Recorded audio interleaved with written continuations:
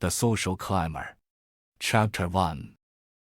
Leo Crawford adjusted the strap of his tennis bag, the new leather stiff against his shoulder. He stood before the gleaming glass doors of the orderly club, breathing in the damp London air.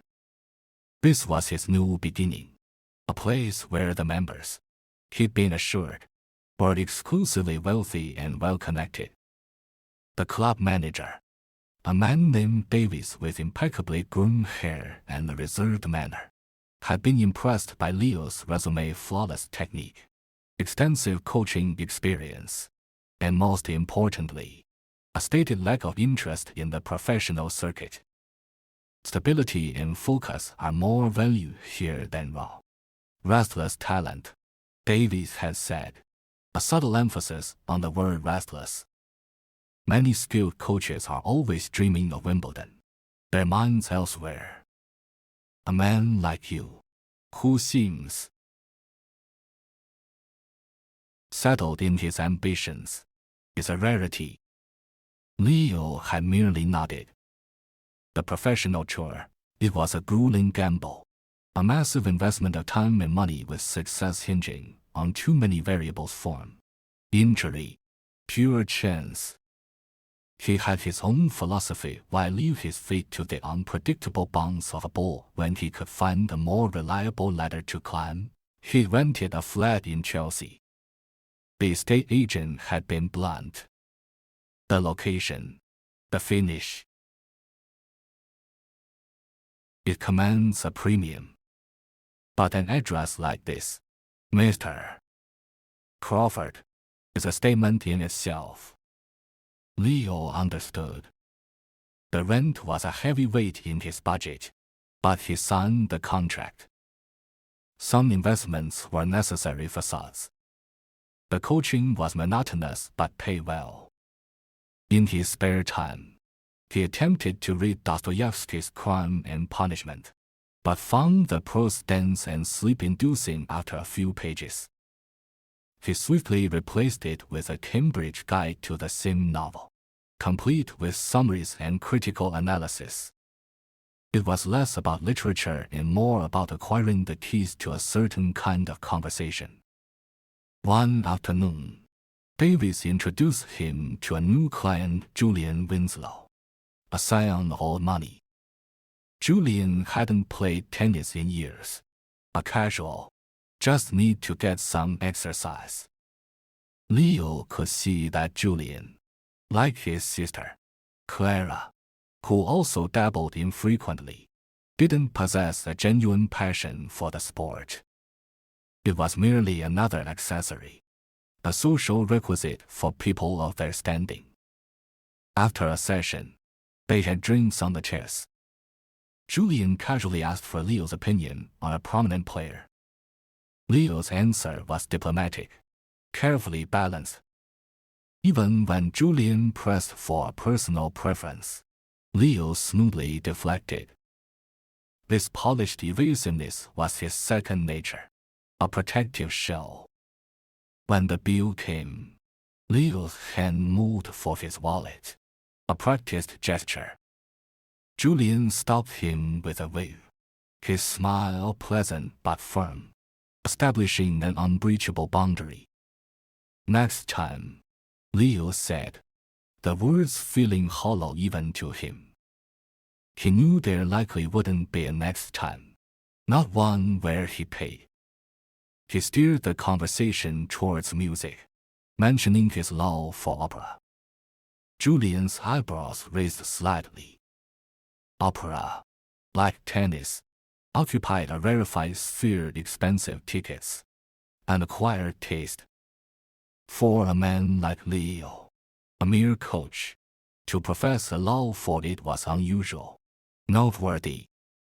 As fortune would have it, Julian's father had a box for an upcoming performance. Leo, having made a favorable impression, received an invitation. He accepted immediately. He offered to pay for his ticket, just as he offered the bill, and was, just as expected, politely refused. On the night of the performance, Leo's heart hammered against his ribs. He spotted the Winslows immediately. Julian was there with his parents and Clara. Because of his profession, a bridge, however tenuous, existed for conversation. In the opulent box, as the overture began, everyone settled into rapt attention. All except Clara. Leo could feel her gaze, restless and curious, flickering towards him more than once throughout the first act. The following day, he sent a tasteful bouquet as a thank you. The Winslows were old money, a family that valued manners and propriety above all. A man like Leo, from an unknown background, was treated with polite distance, but his evident efforts at gentlemanly conduct were noted, and apparently approved. He made a particular, subtle mention of Clara's kind attention. Julian, perceptive, noted his sister's interest and, the following weekend, extended an invitation to a family gathering at their country home. Leo's carefully constructed persona, the cultured, thoughtful man, was taking root. The weekend arrived. Clara sought him out almost immediately, and Julian, playing the amenable brother, readily provided them space. Leo was attentive, gentle. In Clara's eyes, he was an exceptional young man, and his company delighted her. She had heard from Julian that Leo had played with many excellent players. To Leo, this was merely a useful embellishment. He spoke of his coaching work with a hint of dissatisfaction, suggesting that, given the opportunity, he might wish to do something else, something of real value to society. Hearing he was new to London, Clara eagerly offered to show him around. They quickly formed an easy companionship. True to form, Leo insisted he couldn't possibly impose, suggesting he pay for their outings and offer her a few tennis lessons in return. Opera, art galleries, museum exhibitions, these were the pillars of his conversation, the tools with which he forged his opportunities. Before the main gathering, he changed out of his sweat-dampened polo shirt into a tailor's suit. As he walked the hallowed halls, a sound from a half-open door caught his attention. The sharp, rhythmic ping-pong came from within. He peered inside. A woman was playing table tennis against herself. Not the net. There was always a net. She was beautiful, with a sharp, sensual confidence that seemed to radiate from her. She saw him, a flicker of amusement in her eyes. Fancy a game. He demurred, played modestly, and still won. He moved close to her, his hand finding the small of her back, his face near hers as he corrected her grip. An unmistakable current of tension passed between them, a silent, charged understanding. Her retort was laced with a teasing, almost defiant edge, a contrast to Clara's gentle compliance. Julian entered then, and made the introductions. Leo, this is Chloe, my fiancée. Chloe's every word seemed layered, hinting at depths beneath the surface. She kissed Julian, a deliberate performance, before leaving the room. Her departure a study in graceful, hypnotic movement that held the gaze of both men. Long after she was gone, Leo found himself asking questions about her, his curiosity a palpable thing. Julian explained she was an actress. He'd been captivated from the first moment he saw her, pursuing her relentlessly until they became engaged barely 6 months later. His mother, however, disapproved. Chloe's background was humble, her world that of the theatrical, a combination that bred suspicion. But Julian was enchanted. Leo, now thoroughly embedded, was invited back the following week. He spent days with Clara, exploring the city. She was effervescent with happiness. He, however, had to cancel evening tennis lessons to be with her, a fact Clara noted with a touch of concern. Tentatively, she broached the subject of money, of his finances. Leo recoiled, a practiced pride stiffening his posture. He assured her, this wealthy young woman, that he was perfectly comfortable. He would not be indebted. It was then that Clara confessed her feelings for him. The progression had been swift, fueled by her open heart. She was already deeply invested. AI 生成 Chapter 2. Clara's affection did not go unnoticed by her mother, Eleanor Winslow. She summoned Clara for a talk. Eleanor could, perhaps, overlook Leo's obscure origins, but his profession as a hired hand was a mark against him. Clara's father, Arthur, however, had found Leo intellectually engaging. Their discussion of Russian literature, courtesy of Leo's Cambridge guide, had been pleasant. He saw a diligent, ambitious young man with improving tastes. Clara, emboldened by love, proposed helping Leo find a position in her father's corporate world. She insisted it was entirely her idea, that Leo had never asked for anything. Eleanor warned her of fortune hunters, citing Chloe as a cautionary tale. Her dislike for Chloe was not merely about class, but temperament. She's volatile, Eleanor stated. Clara, young and defensive of her own and her brother's choices, argued back. Julian is happy with her. Why can't you see that? When Clara met Leo next, she excitedly told him about the potential job offer. With her family's influence, his career trajectory could be transformed. Leo, though this was precisely the opportunity he sought, feigned thoughtful consideration. He was a man who disliked the confines of an office, he said, letting the sliver of truth slip. Clara, misunderstanding his hesitation as anxiety, assured him of his success, of the protection he would enjoy. Leo quickly recovered, apologizing for his ingratitude and accepting the offer, lavishing praise on Arthur Winslow for his generosity. At a dinner with Julian and Chloe, the conversation turned to cars. Chloe spoke passionately about classic Aston Martins.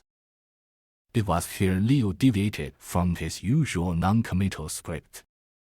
He agreed with Chloe, aligning himself with her taste, while Julian extolled the virtues of modern, high-tech supercars. The mismatch was glaring. When the menus arrived, Leo ordered his usual roast chicken. Clara suggested the caviar blinis. Though he disliked caviar, Leo immediately changed his order. Clara shared a story from Leo's childhood, a poignant tale of poverty and a single, cherished orange at Christmas. Julian and Clara listened with a kind of fascinated, distant pity, almost finding humor in its foreignness. But Leo saw Chloe's eyes widen in recognition. She was not the only outsider here. When Chloe spoke of her dream car, Leo was quick to mention he'd once driven one for a previous employer. Julian discussed holiday plans. Chloe, with her typical unpredictability, expressed a desire to go somewhere raw and dirty, with real people. Even in this company, Leo's gaze lingered on her, drawn and fixed. Chloe's acting career was stagnant, a single commercial was her only credit, the one in which Julian had first seen her. When Julian praised her beauty in it, Chloe's face fell, a nuance he missed entirely. It was Leo who spoke of luck. Perhaps she's just been unlucky, he offered. The irony was thick. Clara, who had been taught the value of hard work from birth, argued that one made their own luck. But Leo disagreed. In his world, luck was the ultimate currency. His philosophy echoed in the silent spaces of the room. Talent and effort were secondary to the random favor of fortune. Chloe was captivated. They were the same species. For once, Leo lost his polished composure on the subject, his voice tinged with a fervor that made the table fall silent. The conversation shifted back to Chloe. For her, success meant a triumphant return to her old neighborhood, a vindication in the eyes of those who had looked down on her. Clara and Julian couldn't understand this need. Leo understood it completely. Leo started his new job. It was everything he could have wanted: a respectable title, a courteous boss, reasonable hours, and a generous salary. As a token of thanks, he gave Clara a rare recording of a Maria Callas performance. It was inexpensive but thoughtful, and she was delighted. She already had his future mapped out: business school, a fast track to management. They planned a quiet evening at her flat. But when Leo heard that Julian and Chloe were going to a film, he suggested they join them. His desire was less for the movie and more for the company of a certain someone. Clara, wanting a romantic night in, reluctantly agreed when she saw his keen disappointment. But Chloe never showed. Leo's disappointment was palpable. Despite his lack of experience, Leo was a quick study at work, and his progress was noted. To Clara, this was everything. It meant he was being accepted. The first cornerstone of his new life was laid. Chapter 3. One afternoon, leaving the tailor on Seville Row, Leo saw Chloe. He was now dressed in the same fine wools and crisp cottons as Julian. She had an audition and was nervous. Leo, on a whim, offered to accompany her. The audition was a disaster. Chloe was stiff, her nerves betraying her. The lack of formal training and the ingrained lack of confidence from her upbringing were impossible to overcome. Afterwards, over drinks, she spoke of her past. She left school early. Her family life was a tragedy. Her younger sister's story even more so. Lost to addiction. Leo listened, but his focus was on Chloe, on the curve of her neck. He began to flirt, his words laced with suggestion.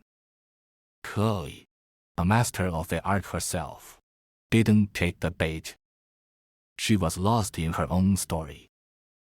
Her father had left. Her mother drank. She was determined to make something of herself, to never see pity in people's eyes again.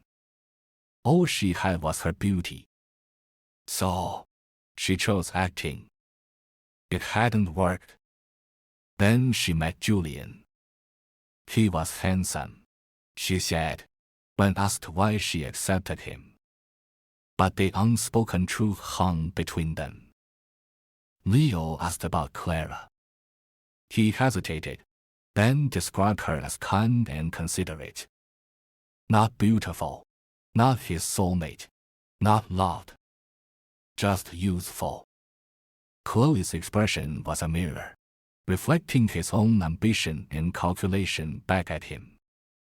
They were of the same world, yet different. Chloe knew the Winslows disliked her, and she knew a man like Leo, who could so perfectly mimic their manners, would succeed where she struggled. Yet, she couldn't fully suppress her own nature. She still went to auditions. She still, in her way, tried to make it on her own. Leo had never entertained such a notion. His efforts were directed elsewhere, and they were bearing fruit far more quickly. A weekend at the Winslow estate. Leo hovered near Chloe. Arthur Winslow, an avid hunter, took a liking to Leo. With his relationship with Clara solidifying, Arthur suggested a place on an executive development course. It was the perfect stepping stone. A plum role was opening up at the firm, Arthur hinted. Leo's unique position made him a frontrunner. Leo was appropriately grateful. In stark contrast, Chloe suffered another audition rejection, and Eleanor pointedly inquired about her stagnant career. Chloe was stunned by the directness of the insult. Julian defended her. Eleanor dismissed Chloe's ambitions as a quest for vanity, a need to show people. It was, to her, childish. Chloe fled the room. Arthur, ever the diplomat, smoothed things over, but the damage was done. Leo, feigning a search for a book, found Chloe standing in the pouring rain in the wild gardens beyond the terrace. He followed her. They kissed in the rain, a frantic, desperate collision, before she pulled away, horrified at her own recklessness. But for Leo, it was no momentary lapse. It was the unleashing of everything he had suppressed. The carefully constructed gentleman was gone, replaced by a man of raw desire, rolling with her in the mud, his pristine world forgotten for the filth and the passion. AI 生成 Chapter 4. Leo began the executive course. Evenings at the opera with the Winslows became routine. He was assimilating, becoming one of them. Chloe received a phone call during a performance. Leo slipped out after her. He accused her of being distant, of wanting to end their illicit liaison. She was pragmatic. It had been a mistake.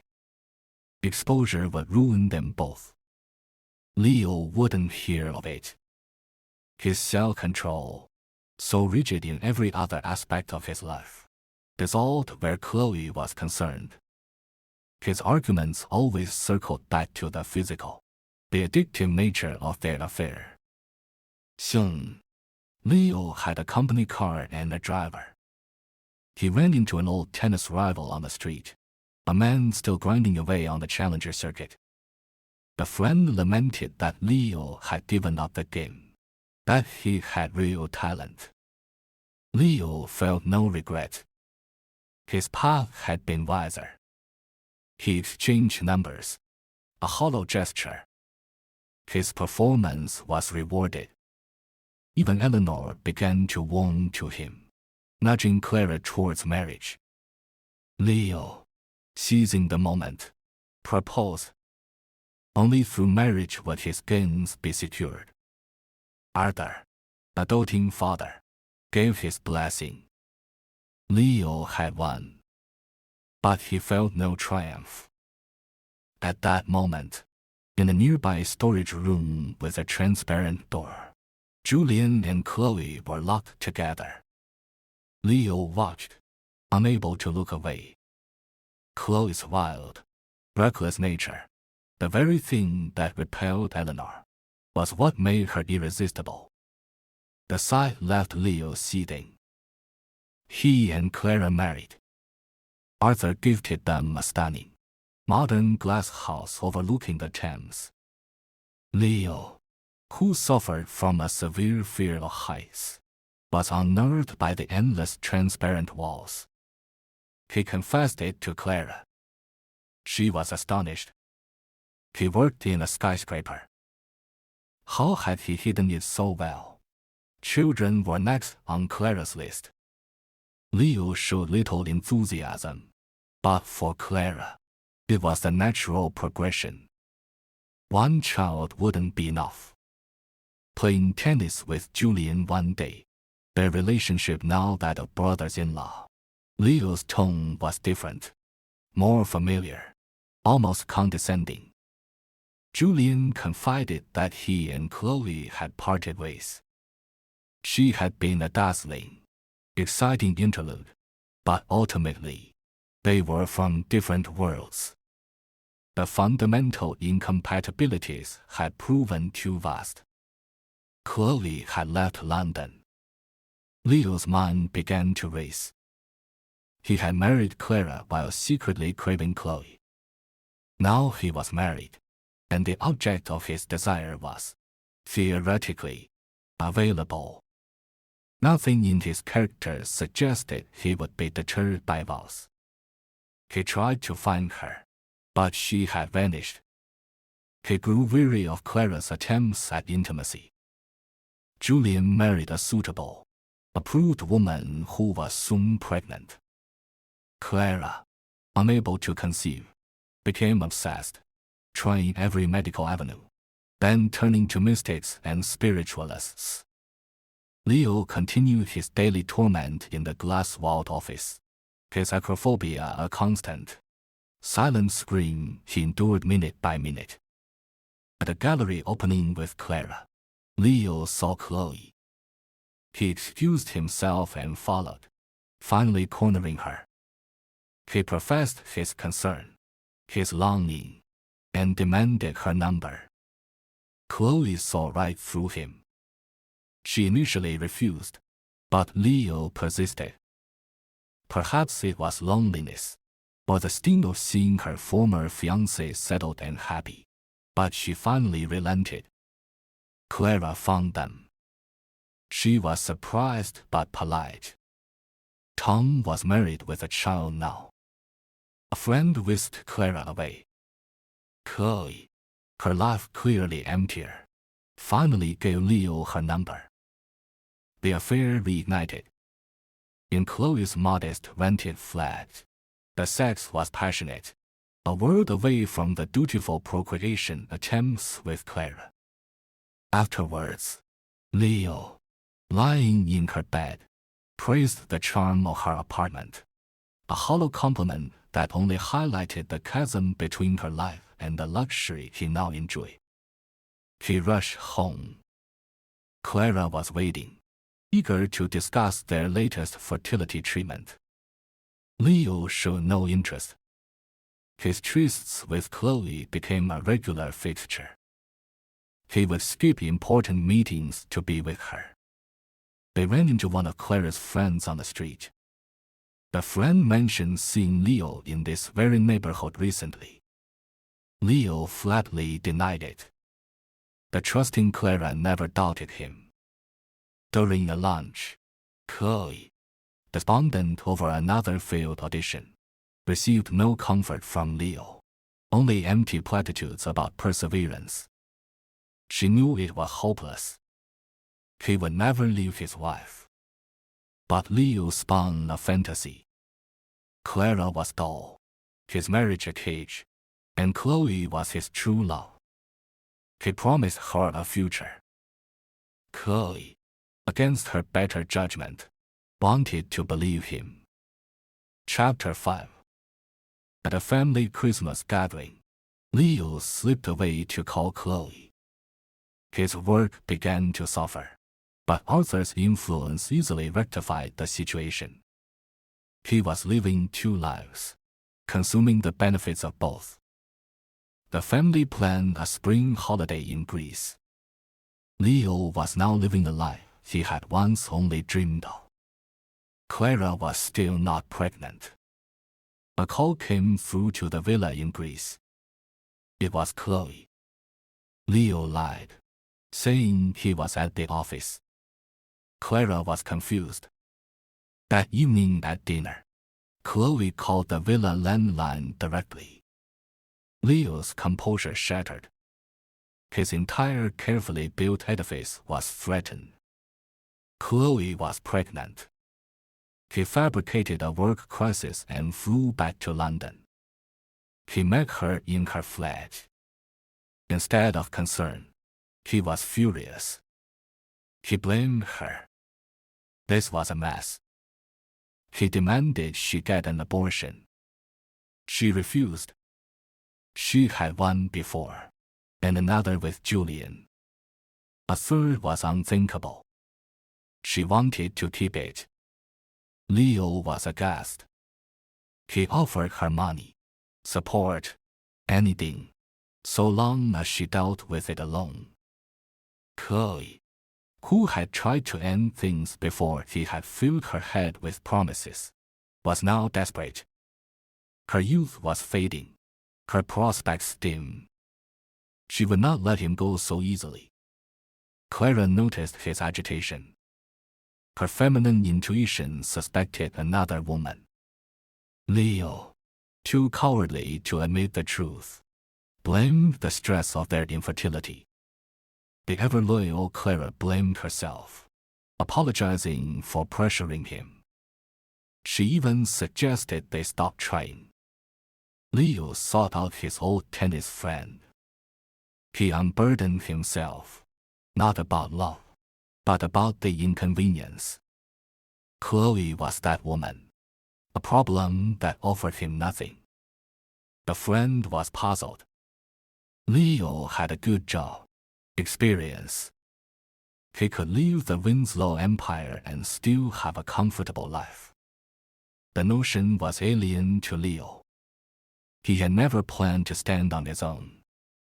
He decided to delay. He told Chloe to wait until after the Greek holiday, another 3 weeks. Chloe, who had seen his deceit from the beginning, was now trapped by hope and pregnancy. She agreed to wait. The holiday was cancelled. An executive fell ill. Arthur secured a major promotion for Leo. Leo forgot Clara's birthday, then lied to cover his tracks. Chloe, waiting for his call, found him. He claimed he was still in Greece. He grew frantic, she grew timid. She pressed him for a resolution. He offered only evasion. Then, one day, she saw him on the street. His lie exploded in his face. She screamed, hurling accusations. She threatened to tell Clara. Leo manhandled her into a taxi. He promised. He begged. He lied some more. He suggested she have a baby and he would support it financially with his wife's money. Chloe, hysterical, was past believing him. Her father had left her. Julian had left her. And now her lover was doing the same. She gave him an ultimatum: tell Clara, or she would. Leo spent a sleepless night. When the family left for a shooting weekend, he went to the gun cabinet. He called Chloe. He told her he had confessed to Clara.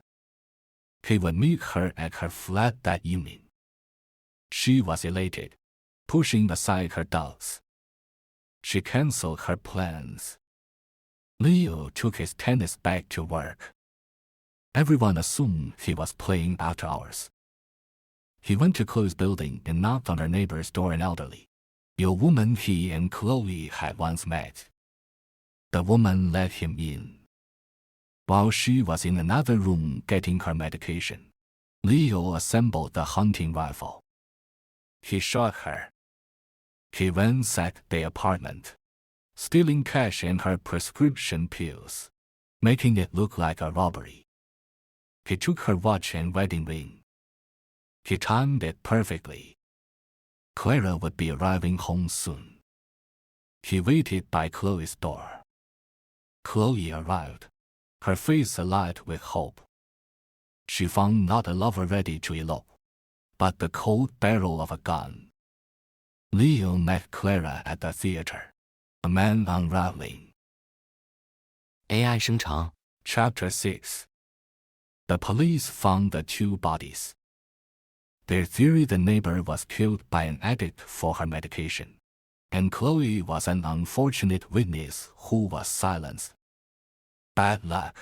The lead inspector, a man named Inspector Miles, remarked. The hunting rifle was noted. Clara saw the news and was horrified.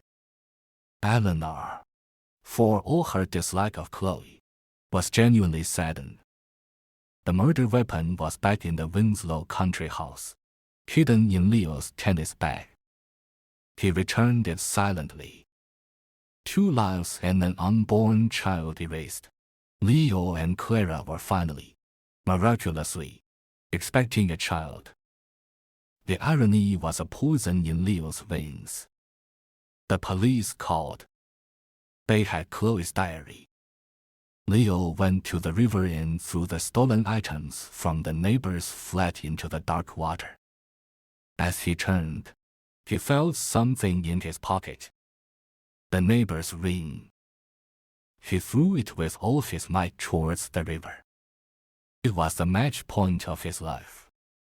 The ring flew, hit the iron railing with a pin, hung in the air for an eternal moment, and fell back onto the embankment. He had lost. He told the police he barely knew Chloe. He claimed it had been months since he'd seen her. Then they showed him the diary. He constructed a new lie. He had lied to protect his marriage, his family. He was a philanderer, not a murderer. He performed the part of the contrite, privileged husband perfectly. Inspector Miles, a stout man with weary eyes, saw through it. He sensed the calculation. But his partner, a younger, more impressionable detective, was swayed by Leo's performance and his powerful family connections. Miles kept digging. He found inconsistencies. One night, working late in his glass tower, Leo heard a sound. He went to the kitchen, his hands shaking. Chloe was there. And the old neighbor. Phantoms of his guilt, or merely the projections of a quitting mind. You'll be caught, Chloe's ghost whispered. He knew it was possible. But the match wasn't over yet. Inspector Miles pieced it together. He understood the method, the use of the tennis bag, the cold-blooded timing. He rushed to tell his partner, only to be met with news a known drug addict, wanted for another murder, had been found shot the night before. In his possession was the old woman's wedding ring. The case was, for all practical purposes, closed. The addict had killed the neighbor for her pills, and Chloe for being a witness. He had then been killed in a squabble. The evidence was perfect.